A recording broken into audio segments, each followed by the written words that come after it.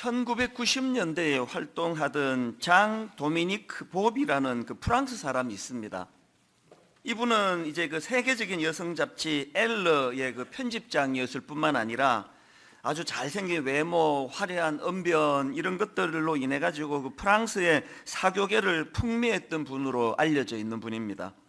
이렇게 잘 나가던 분인데요, 이 43살이 되던 해에 인생이 완전히 절망을 경험합니다. 갑자기 그 뇌졸중으로 쓰러지는데, 그리고는 이제 3주 만에 의식이 돌아오기는 했는데 어떤 불행한 일이 생겼느냐, 그 락드인 신드롬이라고, 이게 뭐냐면은 지금 의식은 다 있는 거예요. 우리랑 똑같이 의식은 있는데 전신마비, 몸을 움직일 수가 없는 거예요. 이것만큼 고통이 있겠습니까?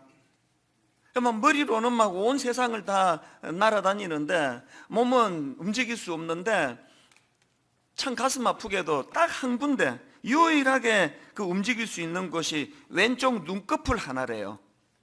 이거 하나만 움직이고 전신마비인데, 이분이 대단한 분입니다.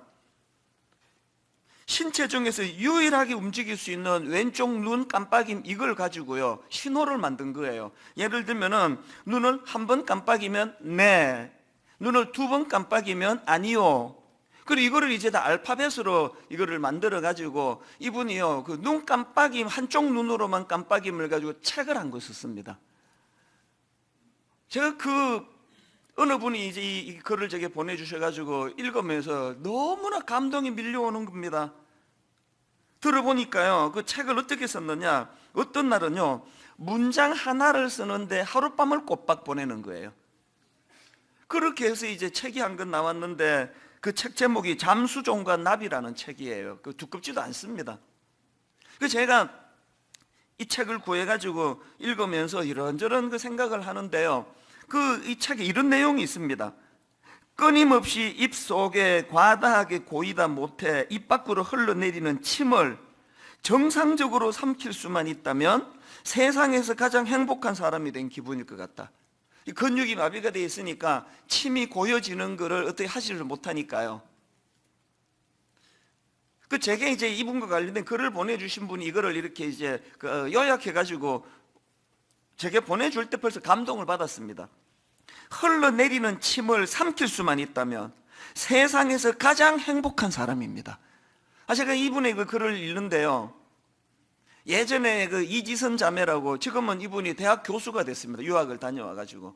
이분이 대학 시절에 그 화상으로 이제 중상을 입고 또 교통사고로 그 중상을 입고 이제 화상으로 굉장히 어려운 그 시간을 보내지 않았습니까? 이분이 그 중에도 그 과정에도 너무나 우리를 감동시키는 그런 그 모습을 보여서 너무 존경하는데요, 저는 그 이지선 교수가 했던 한마디 말이 가끔씩 떠올라요.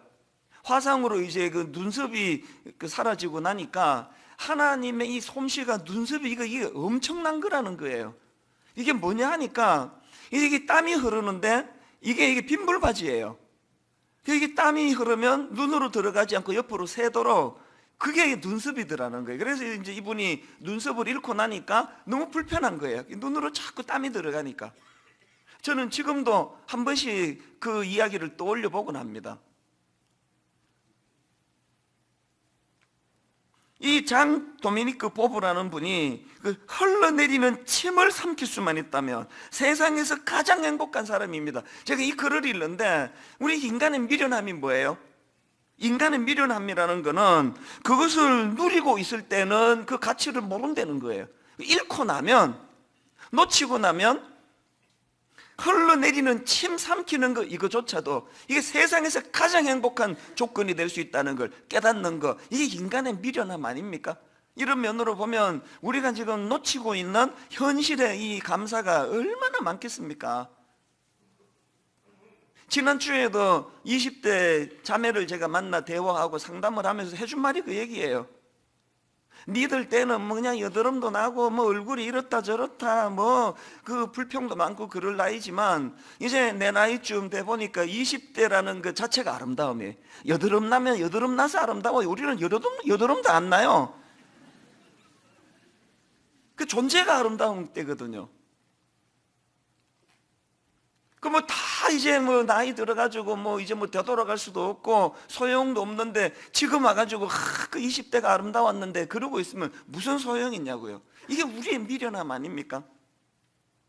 그 제가 지난주에 감사 목회를 선언한 이유도 여기 있는 거예요. 지나놓고 깨닫지 말고 당겨서 그것을 깨닫고 감사하고 인생의 폭을 좀 넓히자는 거예요.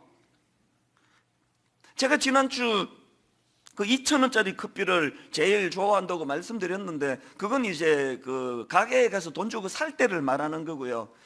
대부분의 경우는 제가 아침에 출근하면은 이제 교회에서 나오는 그 커피를 저는 제일 맛있어 합니다. 아침에 출근하면 이제 제 아내가 아침을 도시락을 싸줘요. 제가 이렇게 부탁을 해서. 그래서 이제 도시락은 다 이제 채소만 들어 있습니다. 달걀 2알, 그리고 이제 당근, 오이, 하여튼 저는 아침은 내 토끼가 돼요. 채소밖에 없습니다. 그렇게 아침을 간단하게 먹고는 이제 옆방에 가서 자판 저 커피 머신에서 이제 아무것도 타지 않은 그런 이제 커피 한 잔을 놓고 제가 이제 뭘 하는가 하면은 하루 일과를 시작하기 전에 제가 그 30몇 년 끊었던 커피를 다시 마시기로 한 거, 성대에도 이게 도움 안 된다지만 아침마다 마시기로 한 건요, 이 커피를 이 용도로 쓰기 시작하면서부터예요. 커피 한 잔을 놓고 2가지를 생각합니다. 하나는 하나님 오늘 하루 감사가 넘치게 해달라고, 그러면서 이미 주신 감사한 많은 것들을 떠올려요.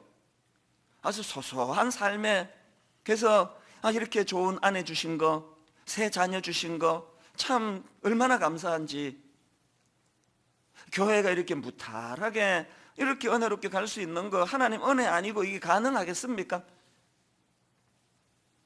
그 장로님들 하나같이 이 관계 형성이 잘 이루어져서 저에게는 형님, 저에게는 동생, 당회가 다툰 적이 단 한 번도 없다고 하면 믿으시겠습니까? 인격적으로 관계로 서로를 존경하고 존중하고, 그래서 당회 갔다 오면 막 너무 행복해요. 저는요. 그것도 감사. 곳곳에 우리 순장님들, 봉사자들, 헌신하는 사람들, 이런 분들 주신 거 하나님께 감사. 참 감사를 해요. 그 다음에 또 하나 하는 게, 아버지 오늘 하루도 분에 넘치는 욕심을 품지 않기를 원하는 거예요. 왜 감사를 먼저 떠올릴까요?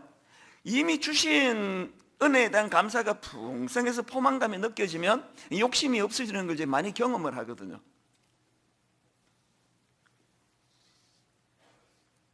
하루를 이렇게 감사로, 뭐 시간 오래 걸리지도 않습니다. 10분도 안 걸려요. 이제 이 커피를 마실 때마다 의도적으로 이 2가지를 가지고 묵상을 하고, 하나님께 제가 이 하루를 이렇게 시작하기를 원합니다. 그렇게 하루를 시작하면은요, 하루하루가 막 얼마나 행복한지 모릅니다. 그 헬렌 켈러라고 다 아시죠? 이 시각장애인으로 참 존경받는 분인데요. 여러분 이거 아십니까? 미국의 타임지가 선정한 20세기 가장 영향력 있는 인물 100인, 헬렌 켈러가 이 100인 안에 들어가 있는 인물이에요. 아니 어떻게 그렇게 장애를 가지고 제한된 삶을 사는 헬렌 켈러가 어떻게 20세기 가장 영향력 있는 인물 100인에 선정될 수 있을까? 이게 어떻게 가능했을까? 제가 이런 궁금함을 가지고 이것저것 자료를 찾다가 보니까요, 그분의 말 한마디에서 그 답이 딱 나오더라고요. 헬렌 켈러가 이런 말을 했습니다. 나에게는 너무나 많은 것이 주어졌다. 그렇기 때문에 나에게 어떤 것들이 없는지 생각하며 머뭇거릴 시간이 없다. 나에게는 너무나 많은 것이 주어졌기 때문에 나에게 어떤 것들이 없는지 생각하며 머뭇거릴 시간이 없다. 왜 나는 장애를 가져서 왜 나는 시각장애인이야? 왜 앞이 안 보여? 뭐 이런 걸 생각할 겨를이 없다는 거예요. 그거 말고 받은 것들이 너무 많은 것들을 생각하고 묵상하다가 보니까, 여러분 저는요 그 한마디가요, 왜 이 헬렌 켈러가 20세기 가장 영향력 있는 인물 100인에 선정될 수 있었는지, 이게 비결이다. 이게 오늘 저는 여러분 어떻습니까? 주신 10,000가지 중에 안 주신 한 가지 찾아내는 선수들이 모인 거 아닙니까? 막 귀신같이 찾아내가지고 그 안 가진 한 가지 때문에 10,000가지 받은 거에 대한 생각을 겨를이 없어요. 막 하루 온종일 이것만 집중해가지고 막 이것 때문에 나는 인생이 그냥 걸림돌이 돼가지고 진도가 안 나간다고. 헬렌 켈러와 불평 많은 사람의 차이는 주신 내용물의 차이가 아니에요.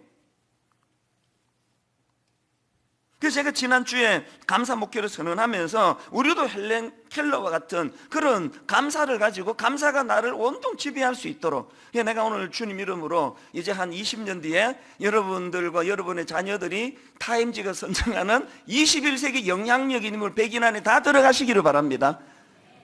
이런 황당한 축복에도 아멘 하시는 분의 믿음은 대단합니다. 그건 그냥 해본 소리고요. 뭐 우리가 어떻게 21세기 백인이 들어가겠습니까? 그러나 아멘으로 화답하신 분의 귀함이 뭐예요? 믿음으로, 뭐 사람은 나를 뭐 백인이 안 넣어줄지 몰라도 101번째라고 여러분이 써놓으세요. 그냥 21세기 가장 영향력인 인물 101번째, 난 진짜 그렇게 생각합니다. 사람들이 뭐 이찬수 목사를 뭐 어느 정도 영향력이 있는지 어떻게 알겠냐고, 알고 저를 평하겠습니까? 저는 그냥 감사함보다는 101번째로 내가 중요한 사람이에요. 좀 황당하다는 표정을 짓고 계셔가지고, 제가 여러분, 우리가 이 헬렌 켈러의 그 감사 태도를, 제가 아침에 커피 한잔 하면서 제가 가지고 있는 이 좋은 습관이라고 생각하거든요. 이걸 여러분에게 권하는 거예요.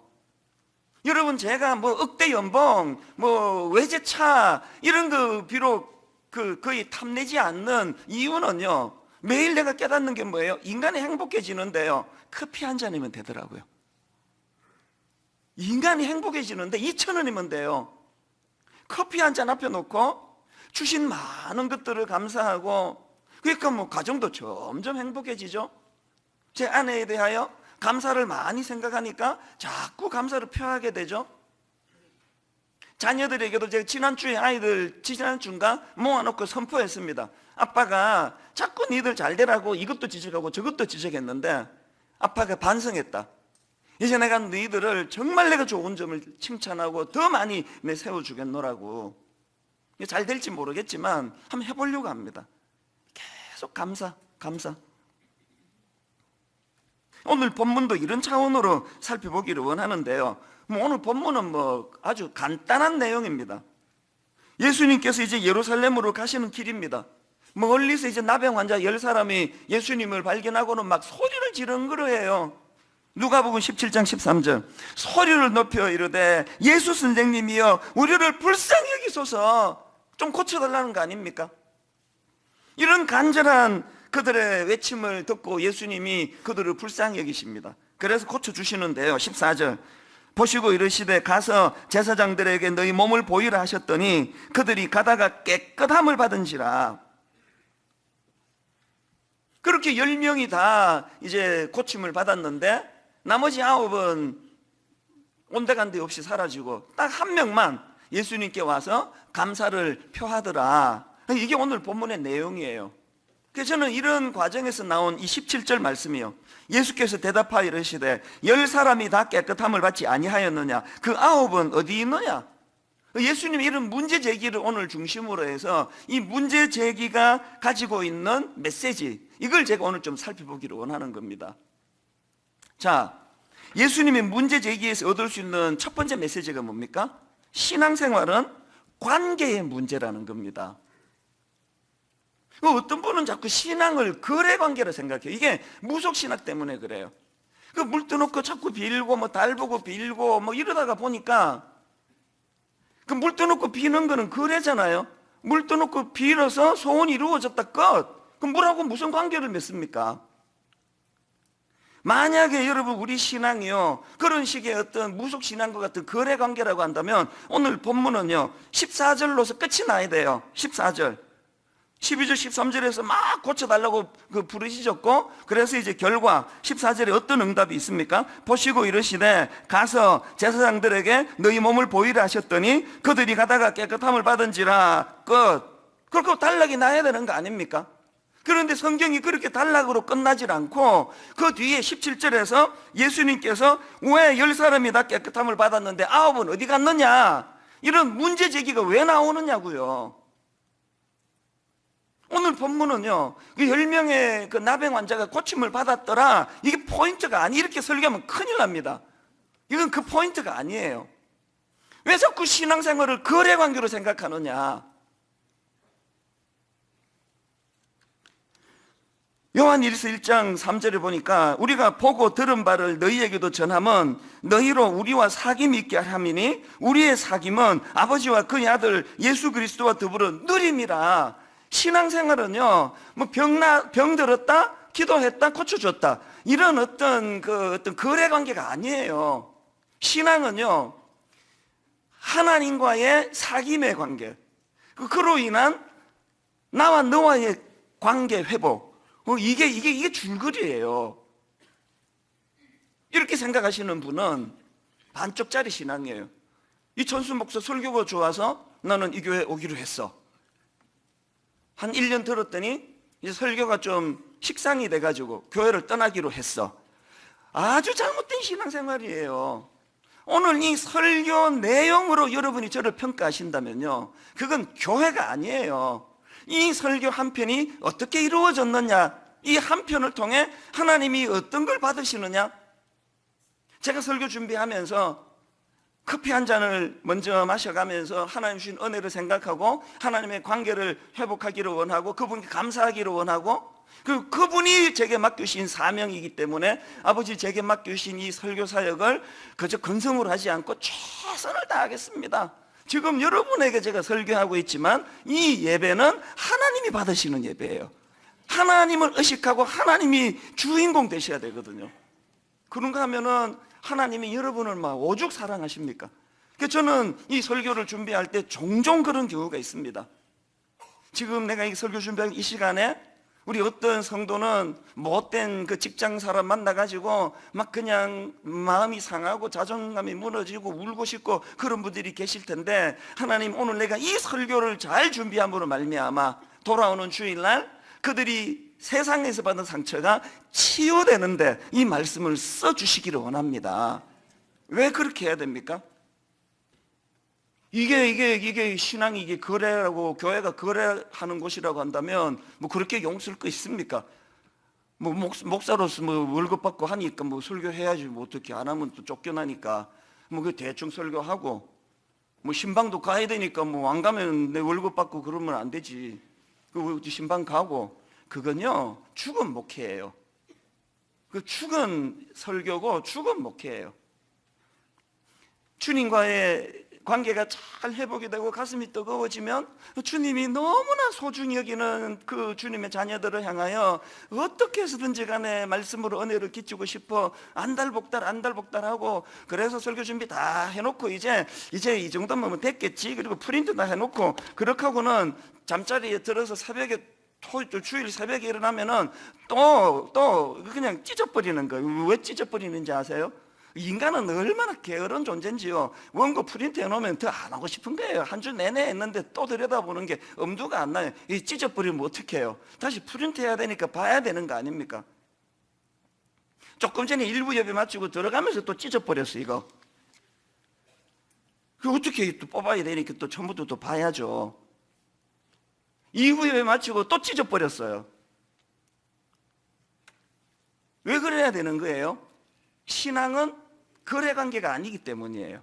마음이 들어가야 되거든요. 내 마음이, 이 교회가 커져가지고 한 분 한 분 교제하고 대화하고 커피 마시고 이거는 못하지만, 영과 영이 서로를 신뢰하고 서로를 사랑하고 서로 교제하는 기쁨, 난 저분이 있어서 살만 난다, 저분은 내가 있어서 살만 난단다, 이걸 누리는 데가 교회예요. 다락방이, 우리 구역 다락방이 이런 모임이 되기를 저는 원합니다. 그런가 하면 두 번째로 예수님의 문제 제기에서 얻을 수 있는 교훈이 하나 더 있는데, 여러분, 감사는 표현이라는 사실이에요. 저는 그 청소년 사역을 오래 해가지고요, 이 좀 상상력이 좀 풍부해요. 이 공상을 잘하는데요, 근데 오늘 본문을 가지고 이제 계속 묵상하다가 이런 상상을 해봤습니다. 그저 10명이 고침받았는데 1명만 예수님께 나갔는데, 그 나머지 9사람이 60년대 경상도 분들이에요. 표현을 잘 못하는 분들이에요. 마음으로 막 엄청 고마운데 표현을 잘 못하는. 제가 왜 60년대 경상도라고 했냐 하면, 요즘 경상도 분들은 안 그렇습니다. 얼마나 친절하고 얼마나 부드러운데요. 그러나 이제 60년대는 이제 그 교육 받기를 조금 나이 든 손자가 할아버지 사랑해요 그러고 안기면은 저리가 징그럽게 왜 그래? 그 사랑을 그렇게 표현해야 돼? 그 이런 문화 속에서 배운 사람이 9이란 말이에요. 그래서 이 9 나병 환자가 이 60년대 경상도 출신이래 가지고 이제 이 한 명만 주님께 와서 감사도 하겠지만 나머지 9은 가면서 정말 감사해 이러고 갔다고 내 가정을 해본 거예요. 성경 대부분은 다 마음이 중요한 거 아닙니까? 마음이? 그 성경 대부분이 마음이 중요하다고 한다면 그러면 오늘 본문에 그 9명도 만약에 감사했다면 되는 거 아닙니까? 제가 오늘 본문을 통해 깨달은 게 뭐냐면요, 성경 대부분이 마음이 중요하다고 하지만 감사는 예외라는 거예요. 예수님이 그걸 지금 가르쳐 주시는 거예요. 만약에 그 감사도 마음으로 받으면 된다, 표현 안 해도 된다 그러면 이 17절 내용 바꿔야 돼요. 이렇게 해요. 예수께서 가라사대 공연한 짓을 하였도다. 나머지 9처럼 감사하고 떠나면 되는데 쓸데없는 짓을 하였도다. 뭐 이렇게 끝나야 되는 거 아닙니까?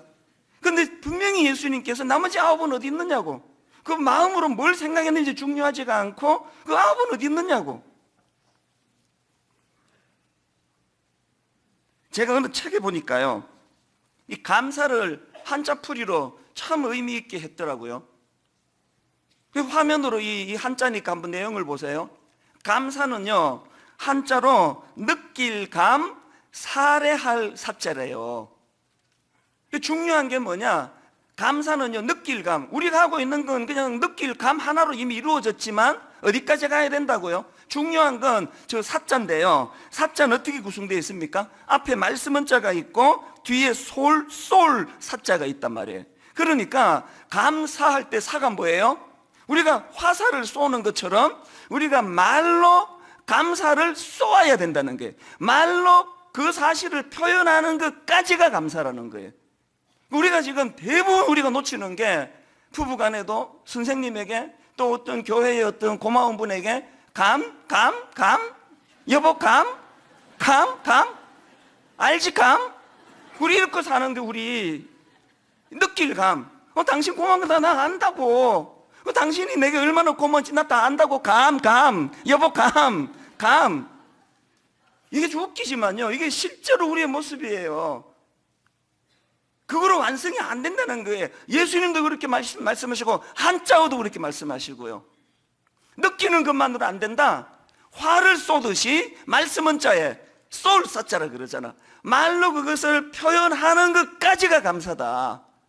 여러분 오늘 이런 부분에서요, 참 우리가 놓치는 게 너무 많습니다. 윌리엄 아스워드라는 분도 비슷한 말을 했습니다. 이렇게 말했습니다. 감사를 느끼지만 표현하지 않는 것은 선물을 포장해 놓고 주지 않는 것과 같다. 야, 이 너무나 와닿는 이야기 아닙니까? 왜? 이렇게 상대방이 못 알아들어요. 선물 포장만 해놓고 주지 않으면 그거 안 준 거예요. 니한테 주려고 포장 내가 얼마나 많이 해놓은지 아는 우리 집에 창고에. 그 정신 나간 이야기예요. 포장하는 것까지가 아니라 선물은 그것을 전해주는 것까지란다면 우리가 놓치는 게 뭐예요 지금? 작년 가을에 여러분 그 10월 말에 청년주일 때 고맙게도 우리 청년들이 세상에 그 해도 뜨기 전에 1부부터 5부까지 여러분 예배 마치고 나가면은 그 따뜻한 커피 한잔 하라고 그렇게 커피를 대접한 적이 있잖아요. 기억나시죠? 그 너무너무 정성으로 이 청년들이 우리 어른들에게 커피를 대접해가지고 제가 너무 감사했는데 그 다음날 보고하는 글 하나가 저를 너무 슬프게 했습니다. 가슴 아프게 했습니다.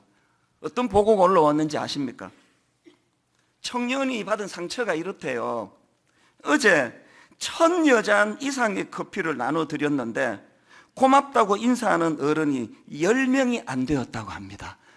이게 믿겨지지가 않아요. 안 믿고 싶은데요. 그래서 그 젊은 개들이 상처를 받았대요. 10잔 넘게 대접을 했는데 고맙다고 말한 게 10번밖에 안 된다는 건 우리 문화예요. 이게 문화를 말하는, 우리가 막 유난히 막 정신 나간 사람만 모인 교회가 아니기 때문에 이게 문화란 말이에요. 어떤 목사님이요, 미국 유학 갔다가 너무나 놀랐던 게요, 저 앞에 가는 사람이 이제 건물로 문을 열고 들어가는데 자기가요 거의 뭐 한 5m 뒤따라가고 있었는데 문은 열고 안 가더래요. 열어놓고. 자기가 지나가라고. 이게 너무 자기가 거기에 감동을 받아가지고 나 이제 유학 마치면 한국 가서 그래야 되겠다. 그래서 실천을 했어요. 이렇게 조금 멀리 오는데 문을 열어줬더니요, 이상한 사람처럼 보고 가는 거예요. 이게 뭐 스토커인가? 이게 왜 이러지? 민망해서 더 이상 그렇게 못하겠더라는 거예요. 여러분, 우리가요 상대방이 이렇게 그렇게 호의를 베풀지 않는 그것도 참 기분 나쁜 문화지만요, 왜 그렇게 되는지 아세요? 감사를 표현 안 하니까. 호의를 베푸면 오히려 민망하니까 이상한 사람이 되니까. 거기에 우리도 모르게 지금 익숙해져 있는 거거든요. 이거 지금 이런 문화로 이 부부 생활을 영위한다니까 이 가정이 이게 지금 이게 얼마나 복잡하겠습니까? 맨날 여보 감 알지 감 이러고 있으니까. 저는 잠언 18장 21절이요, 죽고 사는 것이 혀의 힘에 달렸나니 혀를 쓰기 좋아하는 자는 혀의 열매를 먹으리라. 여러분 잘 아시는 민수기 14장 28절, 그들에게 이르기를 여호와의 말씀이 내 삶을 두고 맹세하노라. 너희 말이 내 귀에 들린 대로 내가 너희 행하리니. 내 이 말씀을 가지고 남용할 마음은 없지만요, 이게 그냥 그런 식으로 그냥 말만 하면 이루어진다는 그게 아니고, 그렇게까지 표현하기까지 마음에 하나님을 향한 신뢰를 지금 강조하는 거지만요, 저는 종종 이 말씀을 떠올려요. 너희 말이 내 귀에 들린 대로 그대로 이루어 주겠다. 이런 비슷한 주장을 하는 연구 결과가 굉장히 많습니다. 예를 들면 미국의 노스캐롤라이나 대학교 연구진이 65쌍의 부부를 대상으로 관찰하는 실험을 했는데요, 이제 이 두 그룹으로요, 이 감사 표현을 잘하는 부부, 아주 사소한 것에도 그렇게 고맙다고 표현을 잘하는 부부와 그렇지 않은 부부를 대상으로 조사를 했더니, 사소한 작은 일에도 배우자에게 고마움을 잘 표현하는 그 부부가 그렇지 않은 부부보다 긍정적인 마음이 생길 확률이 10배더래요. 10배. 허구한 날 당신 왜 이 모양이야? 내 당신 만나가지고 내 인생이 어떻게 되는지 알아? 내 인생의 최악의 실수가 당신 만난 거야. 이런 부정적인 말이 자꾸 나오는 그분들은 이 감사를 자꾸 표현하는 이게 신혼 때부터 안 돼서 그렇다는 거예요. 여러분이 죽고 사는 게 혀의 힘이 달렸다고 한다면, 그래서 혀를 쓰기 좋아하는 자는 혀의 열매를 먹는다고 한다면, 여러분은 지금 어떤 열매를 먹고 계십니까?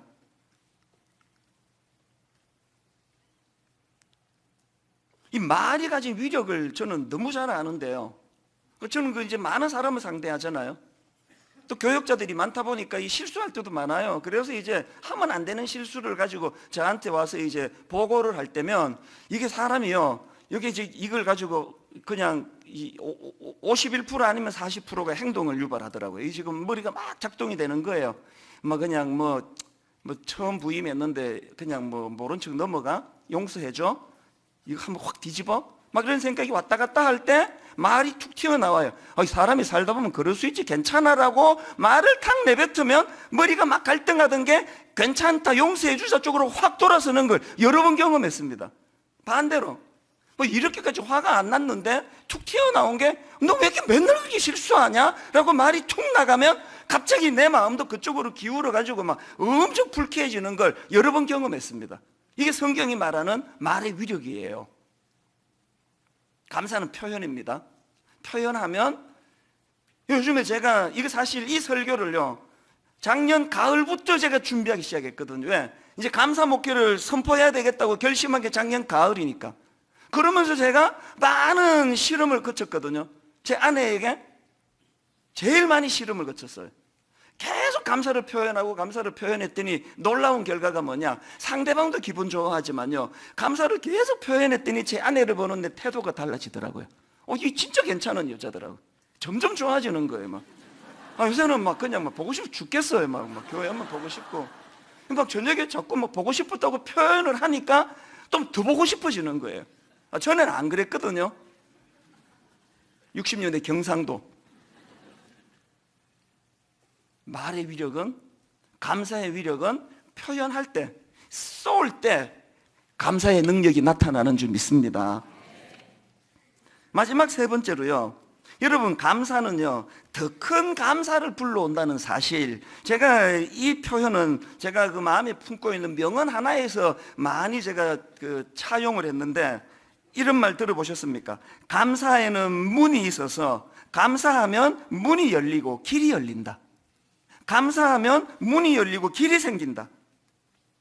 오늘 본문이 딱 이 이야기를 지금 드러내는 거 아닙니까? 10명의 나병 환자가 공통적으로 다 고침을 받았습니다. 그리고 9명은 감사를 안 했고 1명만 감사했습니다. 그 1명 감사한 사람에게 어떤 길이 열렸습니까? 1명 감사에게 어떤 더 큰 감사가 나왔습니까? 19절, 그에게 이르시되 일어나 가라, 내 믿음이 너를 구원하였느니라. 육신의 질병 고쳐주는 게 1감사라면요, 영혼의 구원을 선포하는 이 감사는 만 감사예요. 기껏 나사로 죽은 사람만 무덤까지 가가지고 무덤 열고 살려놨더니 좀 더 살고 금방 또 죽던데 그 나사로가 지금 또 죽었잖아요. 가끔 그런 생각해요. 이렇게 억지로 살려놨는데 좀 이따가 또 죽을 거면 그냥 계속 죽도록 내버려 두는 거나 무슨 차이가 있겠냐고. 그만 나병 환자가 막 육신의 병을 고침받고 좋아 죽을 것 같았는데 좀 살고 죽어버렸는데 제가 갑자기 얼굴이 하나님이 너무 성령을 부어주셔가지고 제 얼굴이 유명한 영화배우처럼 잘생긴 얼굴로 바뀌어졌다고 할렐루야 한들 한 50년 있으면 죽을 건데 육신의 병을 고침받는 게 일이라면요, 이 나병 환자가 감사함으로 주님에게 받았던 그 선포, 내 믿음이 너를 구원하였느니라는 이 선포는요, 가슴이 터질 것 같은 감사를 얻은 거 아닙니까? 그래서 감사는 더 큰 감사를 불러온다는 거예요. 이 찬양 아시죠? 감사의 폭을 넓히는 게 얼마나 중요한가. 세상 모든 풍파 너를 흔들어 약한 마음 낙심하게 될 때에, 어떤 상황이에요? 세상 풍파에 시들려 가지고 약한 마음이 낙심하게 되는 거예요. 갑자기 친정 엄마가 병원에 갔더니 암이랬나, 암. 갑자기 또 오후에 남편이 전화 왔는데 실직 당하게 됐다는 거예요. 세상 모든 풍파 너를 흔들어 약한 마음 낙심하게 될 때, 그때 어떻게 해야 되느냐? 내려주신 주의 복을 세어라, 주의 크신 복을 내가 알리라. 아시겠습니까? 세상 풍파 막 흔들어댈 때, 그때 본능은 원망과 분노가 불평이 나올 텐데 의지적으로 그동안 주신 복을 세보는 거예요. 얼마나 많은 복을 내가 누렸더라? 2절도 마찬가지입니다. 세상 근심 걱정 너를 누르고 십자가를 등에 지고 갈 때에 사명이 너무 무거워가지고 애가 애먹이고 속썩이고 가정은 힘들고 도대체 이거 내 무거워서 도저히 이 사명 못 감당하겠다라고 마음이 무너질 때 뭘 해야 돼요? 주가 내게 주신 복을 세어라, 두려움 없이 항상 찬송하리라. 사명이 다 없어지고 홀가분해서 두려움 없이 찬송하는 게 아니고요, 주신 복을 세볼 때 사명이 생기는 거예요. 제가 지금 분당 우리 교회를 짊어지고 일만 성도 파송운동, 가평 우리 마을 허가도 안 나와서 힘들어서 여러 가지 복잡하고 앞으로 할 일들을 생각하면요, 한 걸음도 못 가요. 나같이 나약한 이 촌놈이 이거 어떻게 버티는지 아세요? 어떻게 버틴다고요? 말씀드렸잖아요. 주가 내게 주신 복을 세어라, 두려움 없이 항상 찬송하리라. 그런데 30몇 년 만에 커피 다시 시작했다니까요. 아침마다 주신 복을 세느라고 커피가 도움이 되더라고요. 이 찬양이 하나하고 후렴 부르고 2절하고 후렴 부르고 3절하고 후렴 부르고 반복하는 게 뭡니까? 받은 복을 세어 보아라, 크신 복을 내가 알리라. 받은 복을 세어 보아라, 주의 크신 복을 내가 알리라. 헬렌 켈러처럼 살라는 그 얘기예요. 그 눈 못 뜨는 시각장애인 그것 때문에 불편한 것에 집중하지 말고 많은 받은 것을 계속 세보면 이거 생각할 겨를이 없어서 20세기 가장 영향력 있는 인물에 백인이 들어갈 수 있다는 그 얘기예요. 이 점에서 저는 또 이제 중요한 두 가지 운동을 선포하려고 하는데, 요즘은 막 매주마다 선포하는데 이게 뭐 지켜질지 모르겠는데, 오늘은 진짜 중요한 선포예요.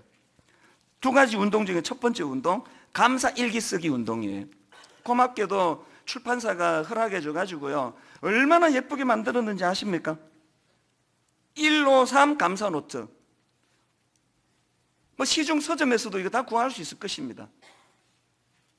왜 153 감사인지 아세요? 153, 그 베드로의 물고기 153마리가 그 주님 주신 축복의 상징이라면 153, 이게 뭐의 의미냐? 1, 하루 한 번 하나님 말씀 묵상하기예요.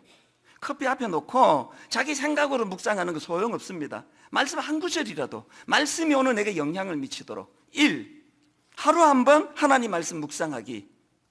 그 다음 5가 뭐예요? 1, 5, 3, 5, 하루에 5가지 감사 제목 적기. 하루에 5가지 감사 제목 적기. 3, 하루에 3번 감사 표현하기. 이건 잘못된 거예요.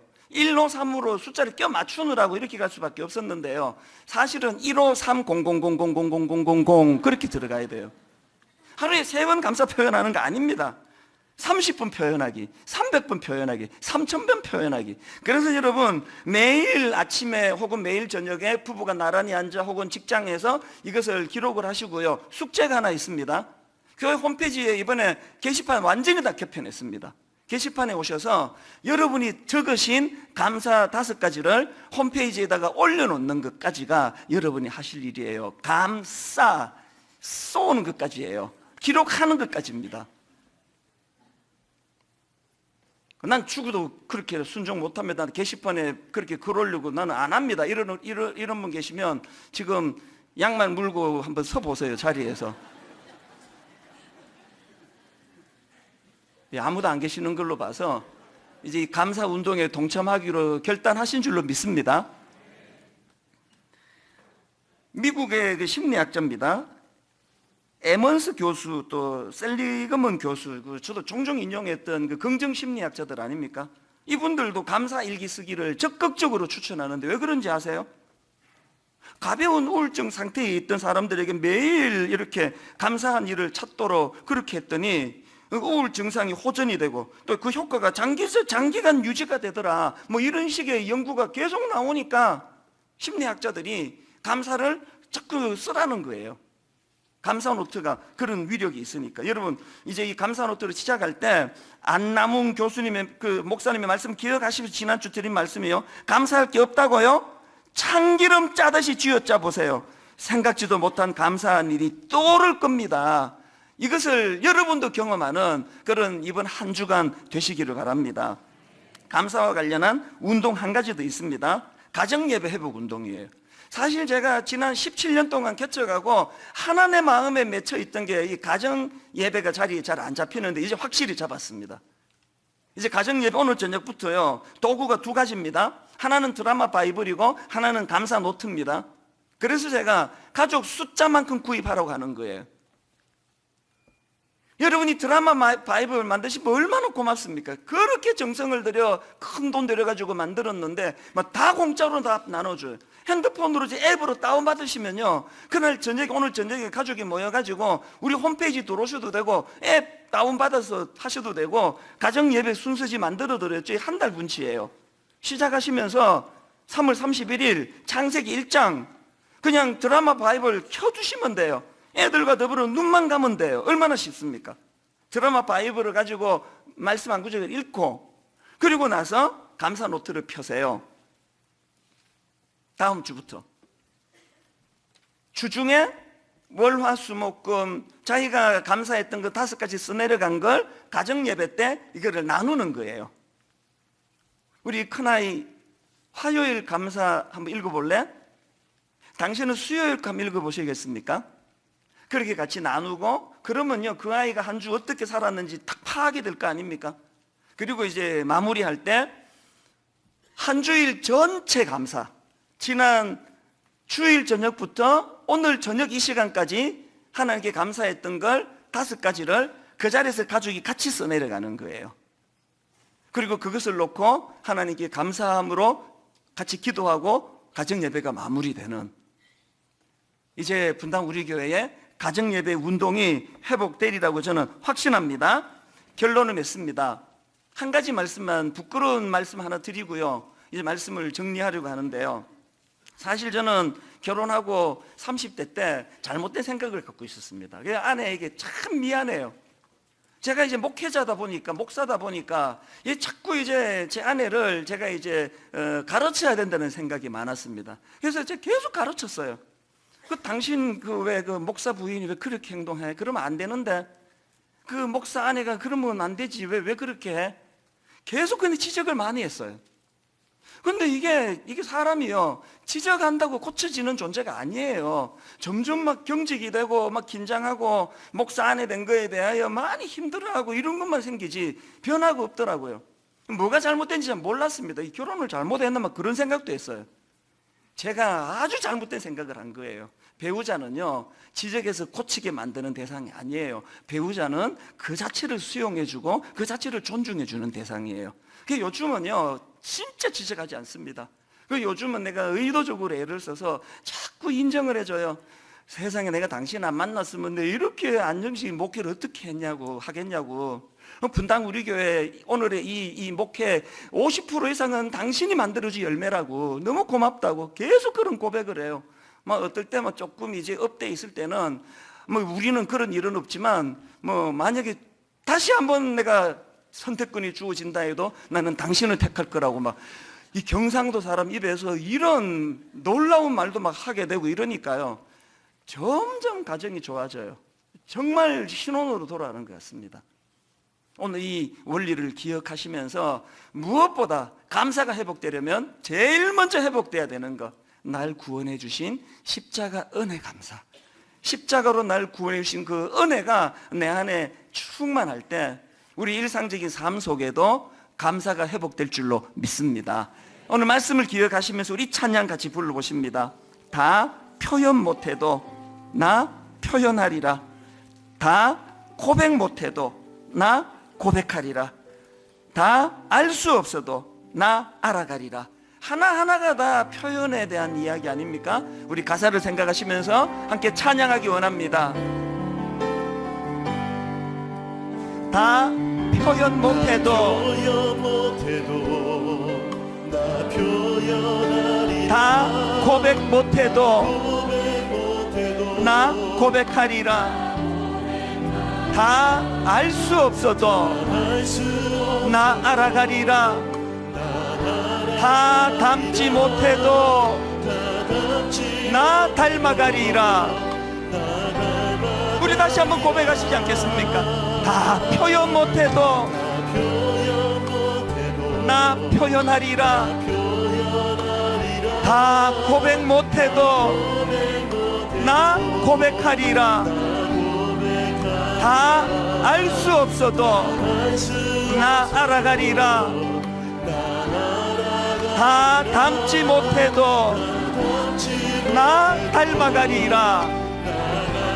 이 감격을 고백합니다. 그 사랑 얼마나 아름다운지,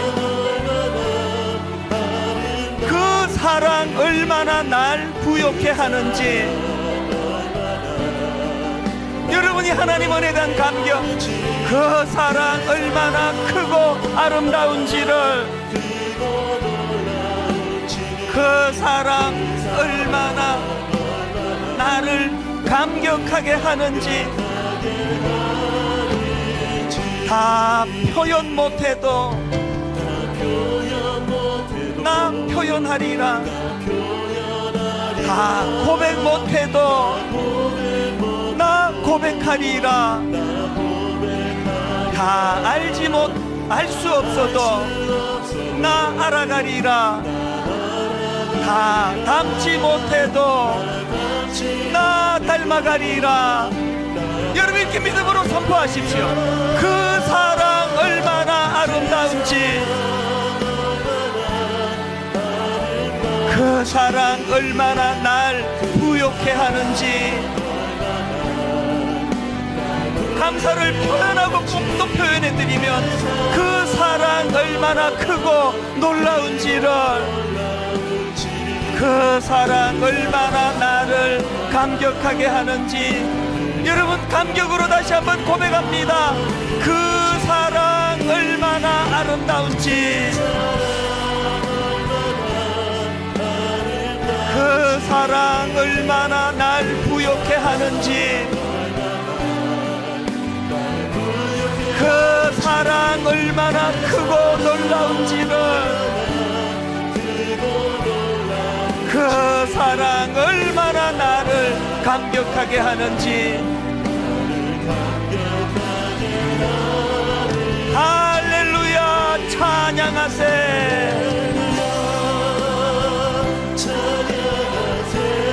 내 모든 죄 사함받고 주 예수와 동행하니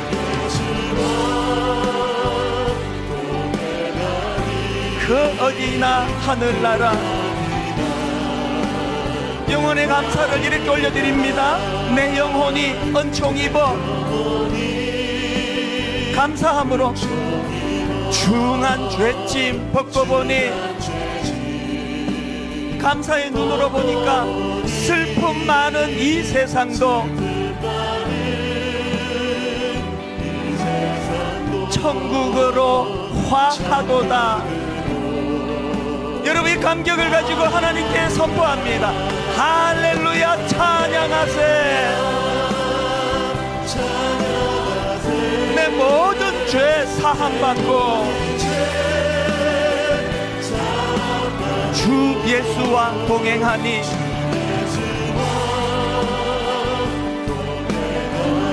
그 어디나 하늘나라. 우리 다 자리에서 일어나셔서 선포하십시오. 할렐루야, 찬양하세. 내 모든 죄 사함받고 주 예수와 동행하니 그 어디나 하늘나라.